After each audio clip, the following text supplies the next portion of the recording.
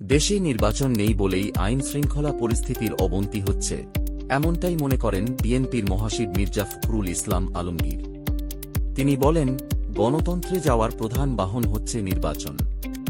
আজ দেশে নির্বাচন না থাকায় হত্যা, সহিংসতা ও দুর্বৃত্তায়নের ঘটনা বাড়ছে। সরকারের পেছনে জনসমর্থন না থাকায় অপরাধীরা সুযোগ নিচ্ছে।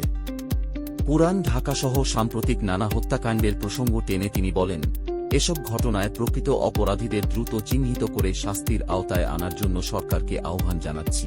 শনিবার বিকেলে ঢাকার একটি হোটেলে অনুষ্ঠিত শহীদ ছাত্রদল নেতাদের পরিবারদের সম্মাননা অনুষ্ঠানে এসব কথা বলেন তিনি। অনুষ্ঠানে উপস্থিত ছিলেন দলের ভারপ্রাপ্ত চেয়ারম্যান তারেক রহমান, যিনি লন্ডন থেকে ভার্চুয়ালি যুক্ত হন। শহীদ পরিবারগুলোর পুনর্বাসনের দাবি জানিয়ে মির্জা ফখরুল বলেন, বিএনপি সরকার গঠন করলে এই পরিবারগুলোর দাবিই হবে অগ্রাধিকার। তিনি আরও জানান, জুলাই সনদের প্রস্তাবনা সরকারকে আগেই জানানো হয়েছে। এর সংশোধন ও পরিমার্জনে বিএনপি আন্তরিকভাবে সহায়তা করছে।